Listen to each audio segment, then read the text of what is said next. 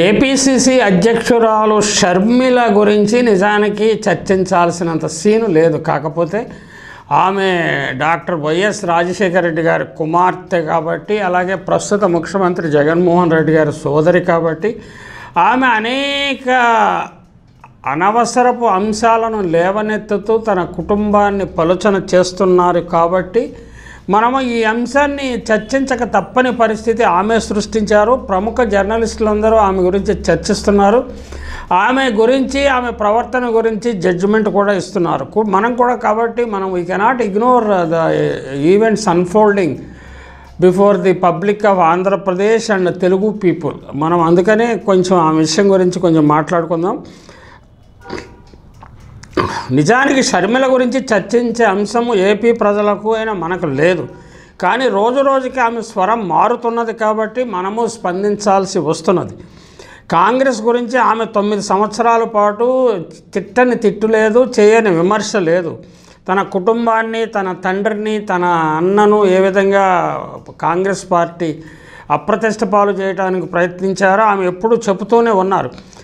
చంద్రబాబును, తాజాగా రేవంత్ రెడ్డిని ఆమె అనని మాట లేదు. అంటే ఆమెకు నోటికి వచ్చినట్టు మాట్లాడే ఒక అవలక్షణం ఉన్నట్లున్నది. ఆ రెండు పార్టీల వారిని ఆమె దీనిపై క్షమాపణ చెప్పారా? అధిష్టానికి ధిక్కరించి జగన్కి తోడుగా నిలిచి శాసనసభ సభ్యత్వాన్ని వదిలేసుకున్న మొదటి ఎమ్మెల్యే రాయచోటి శ్రీకాంత్ రెడ్డి. వద్దు శ్రీకాంత్, నాతో రావద్దు, నీ భవిష్యత్తు పణంగా పెట్టొద్దు. నా భవిష్యత్తు ఎట్లుంటుందో నేను చెప్పలేను. నాన్న కోసం ప్రాణాలు కోల్పోయిన కుటుంబాలకు ఇచ్చిన మాట కోసం నేను ముందుకు వెళ్తున్నాను. నువ్వు నాతో రావద్దు అని జగన్మోహన్ రెడ్డి ఎమ్మెల్యే అయిన శ్రీకాంత్కి ఆనాడు చెప్పారు. చాలామందికి ఆ విషయం గుర్తుండే ఉంటుంది. అంటే కొంచెం జగన్మోహన్ రెడ్డికి సన్నిహితంగా ఫాలో అయ్యేవారు, ఆయన అభిమానించే వారికి ఈ అంశాలన్నీ తెలుసు. తనపై నమ్మకం పెట్టిన వారి గురించి ఆయన అంత లోతుగా ఆలోచిస్తారు, వారి భవిష్యత్తు గురించి కూడా ఆలోచిస్తారు. మరి తెలంగాణలో వైఎస్ఆర్టీపీ కార్యకర్తలకు షర్మిల ఏం చెప్పి ఇక్కడికి వచ్చారు? ఆస్తులు తగలేసుకున్న, కొంపలు కూల్చుకున్న కుటుంబాలను సమాధానపరిచారా అన్న ప్రశ్న వస్తున్నది. వాళ్ళు అంటే షర్మిల బాధితుల సంఘం అంటే ఏర్పాటు చేసి ఆంధ్రప్రదేశ్లో ఆమెకు వ్యతిరేకంగా ప్రచారం చేసే స్థాయికి వచ్చిందంటే పరిస్థితిని అర్థం చేసుకోవచ్చు. మిమ్మల్ని వదిలేసి వెళ్తున్నాను తప్పని చెప్పారా వాళ్లకు? ఆ బాధ్యత మీకు లేదా? తెలంగాణ రాజకీయాల్లోకి మీరే వెళ్ళారు, వాళ్లకు మీ ఇంటి కోడలని చెప్పారు. ఆంధ్రప్రదేశ్ తెలంగాణ మధ్య సమస్యలు వస్తే తెలంగాణ వైపే నిలబడతానని చెప్పారు. ఇప్పుడు ఏపీసీసీ అధ్యక్షురాలుగా ఎవరి వైపు నిలబడతారు షర్మిల గారు? మరి ఆ రాష్ట్ర ప్రజలకు సమాధానం చెప్పే బాధ్యత లేదా మీకు? ఏపీలో 2024 ఎన్నికల్లో మీ డిపాజిట్లు గల్లంతయ్యాక ఇక్కడ ఏం చెబుతారు? 2014లో గల్లంతయ్యా, 2019లో గల్లంతయ్యా, 2024లో గల్లంత కాబోతున్నాయి. 1%, 2% ఓట్లు వస్తాయా రాదా అన్నది కూడా సందేహమే. ఆ తర్వాత ఎక్కడికి పోతారు? వైఎస్ఆర్ కుటుంబం ఆంతరంగికుడు, స్వార్థమెరుగని రాజభక్తుడు, మిమ్మల్ని ప్రాణం కంటే మిన్నగా ప్రేమించిన వ్యక్తి కొండ రాఘవరెడ్డి వేస్తున్న ప్రశ్నలకు మీరు సమాధానం చెప్పగలరా? సమాధానం చెప్పారా? జగన్ దంపతుల నిశ్చితార్థానికి పిలిచి ఆయన అవమానించిన మీరు బంధువులకు, సమాజానికి ఏమి సమాధానం చెప్తారు? బంధాలు నిలుపుకోవాలని మనసారా కోరుకుని నిశ్చితార్థానికి హాజరైన జగన్ దంపతులకు పెళ్లికి పోవద్దనిపించేంతగా అవమానం చేశారన్న అభిప్రాయం ప్రజల్లో కలిగింది. అసలు ఏం జరిగిందో మనకి పూర్తిగా సమాచారం లేదు, కానీ ఖచ్చితంగా అక్కడ సన్నివేశాలు కొంచెం ఇబ్బందిగా ఉన్నాయి. మీరు రాజకీయాల్లో ఉన్నారని బహిరంగంగా మాట్లాడుతున్నారు కాబట్టి అంశాలపై సంబంధించిన వారినో ప్రజలను కన్విన్స్ చేయాలి. లేకపోతే మీరు చేసే ప్రతి విమర్శకు, ప్రతి తిట్టుకు, విమర్శలకు, శాపనార్థాలకు విలువ లేదు. మీ నోటి నుంచి వచ్చే ప్రతి మాట వైఎస్ జగన్ దంపతులకు, వారి కుటుంబానికి ఆశీర్వచనమే అవుతుందనే విషయాన్ని గుర్తుపెట్టుకోండి అని చాలా స్పష్టంగా చెప్తున్నారు. మీరు అనేక మంది సీనియర్ జర్నలిస్టులను కూడా అవమానపరిచే విధంగా మాట్లాడుతున్నారు.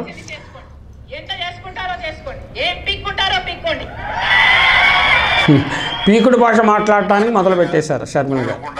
చూడకుండా నా మీద విమర్శలు చేస్తున్నారు, ఆరోపణలు చేస్తున్నారు అని ఒక మాట సానుభూతి పొందడం కోసం ఒక మాట వాడారు. ఆడపిల్లగా మాట్లాడావా?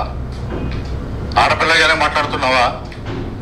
ఆడపిల్లగానే విమర్శలు చేస్తున్నావా? సమాధానం చెప్పు. పీక్కు అమ్మ, ఏంటి పీకేది? భాష అనేది రాజశేఖర రెడ్డి గారు నేర్పిన భాష ఏదైనా? రాజశేఖర రెడ్డి గారిని విజయమ్మ గారిని ఏనాడైనా ఈ భాష వాడారా? తెలంగాణలో అంతా పిక్కేసిన తర్వాత ఇంకేం మిగిలింది? ఎందుకు ఈ మాటలన్నీ? సభ్యత లేకుండా, సంస్కారం లేకుండా, నోటుకు వచ్చినట్టు ఇష్టారాజ్యంగా మాట్లాడుతూ నేను రాజశేఖర రెడ్డి గారి కుమార్తెని, పొడి బిడ్డని, పెళ్ళి 40 ఏళ్ళ తర్వాత కూడా వైఎస్ షర్మిలారెడ్డి అడుగుతావా? నీ బ్యాంక్ అకౌంట్లో, నీ పాస్పోర్ట్లో కూడా వైఎస్ అని ఉందా? ఎవరిని మభ్య పెట్టడానికి ఈ మాటలన్నీ?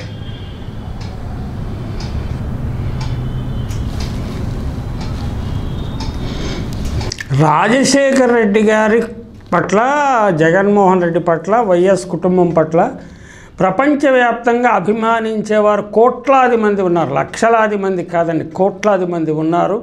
వారిలో అత్యధిక స్థాయిలో ఉన్నత విద్యావంతులు, ఉన్నత హోదాల్లో ఉన్నారు. స్వయంగా బిర్లా కుటుంబ సభ్యులే రాజశేఖర రెడ్డికి అభిమానులు. అందువల్లనే ఇక్కడ దీనిని పెట్టారు, బిట్స్ పిలానీని వాళ్ళే చొరవ తీసుకుని పెట్టారు. రాజశేఖర రెడ్డి లేఖ రాయగానే వారు స్పందించి రాజశేఖర రెడ్డి వారి మీద గౌరవం కొద్దీ వాళ్ళు వచ్చారు. అటువంటి కుటుంబంలో పుట్టిన నువ్వు మాట మర్యాద నేర్చుకోవడం అవసరమా? మీకు ఇప్పుడు మేము చెప్పే స్థాయిలో లేము. ఎందుకంటే నువ్వు ఏపీసీసీ అధ్యక్షురాలంటే అది ఒక కొయ్య గుర్రం అని తెలుసుకోకుండా ఊరికే చలాకీ మాటలు మాట్లాడుతున్నావు. చలాకీ మాటలు చాలామంది మాట్లాడగలరు. రాజశేఖర రెడ్డి అభిమానుల్లో నీకంటే చాలా చాకచక్యంగా, చాలా విమర్శనాత్మకంగా మాట్లాడేవాళ్ళు ఉన్నారు, జుగుప్సాకరంగా కూడా మాట్లాడేవారు ఉన్నారు. కానీ వాళ్ళందరూ ఏంటంటే రాజశేఖర రెడ్డి గారి కుటుంబం అనే అభిప్రాయంతో నీకు చాలా గౌరవం ఇస్తున్నారు. ఆ గౌరవాన్ని కాపాడుకో. నీకు ఏపీసీసీ అది ఒక కొయ్యగుర్రం. ఆ ఏపీసీసీ కొయ్యగుర్రాన్ని తీసుకోవడంలోనే నీ అజ్ఞానము అర్థం అవుతుంది. నీకు ఏమి రాజకీయ పరిజ్ఞానం ఏమాత్రం లేదని చాలా స్పష్టంగా తెలుస్తుంది. కనీసం మర్యాద కాపాడుకు. ఇప్పుడు మీ కుటుంబంలో వివాహం కూడా ఉంది కదా, త్వరలో ఈలోపుగా పూర్తిగా భ్రష్టు పట్టి ప్రజలను చీకొట్టుకునే స్థాయికి రాకూడదని రాజశేఖర రెడ్డి గారి స్నేహితునిగా, రాజశేఖర రెడ్డి గారికి దీర్ఘకాలం ఆయనతో కలిసి ట్రావెల్ చేసిన వ్యక్తిగా నేను చాలా మనస్తాపానికి గురవుతున్న షర్మిల వైఖరి గురించి. విజయమ్మ గారితో కూడా కొద్ది పరిచయం ఉంది. షర్మిల గారి పాదయాత్ర ప్రారంభించినప్పుడు ఇడుపులపాయ నన్ను స్వయంగా ఇక్కడి నుంచి తీసుకెళ్లారే. ఆ రోజున నేను సాక్షిలో ప్రోగ్రాం కూడా చేశాను. అంటే షర్మిల అంటే నాకేమి నెగిటివ్ ఫీలింగ్స్ ఏమీ లేవు. కానీ ఆమె ఇటీవల కాలంలో ప్రవర్తిస్తున్న తీరు, ఫ్రస్ట్రేషన్ లెవెల్స్ పీక్ వెళ్ళినప్పుడు, అంటే కోపం వల్ల ఏంటంటే జ్ఞానం మనిషికి ఎవరికైనా గ్రహణం పట్టేస్తుంది. ఆ గ్రహణాన్ని కొంచెం సంయమనంతో వ్యవహరించి ఆలోచించుకొని అడుగు వేయటము మంచిది. ఆమె వెనుక చాలా శక్తులు ఉన్నాయి. ఆమె భర్త బ్రదర్ అనిలా, లేకపోతే తెలుగుదేశం పార్టీ వారా, లేకపోతే అధిష్టాన వర్గం వారు. ఈ అధిష్టాన వర్గం అనేది, కాంగ్రెస్ అధిష్టాన వర్గం అనేది అది ఒక భవిష్యత్తు లేని పార్టీ. ఆ భవిష్యత్తు లేని పార్టీ తోకపట్టుకొని ప్రయాణం చేయటం వల్ల ఏం ఉపయోగం ఉంటుంది? ఆలోచించుకోండి షర్మిల గారు.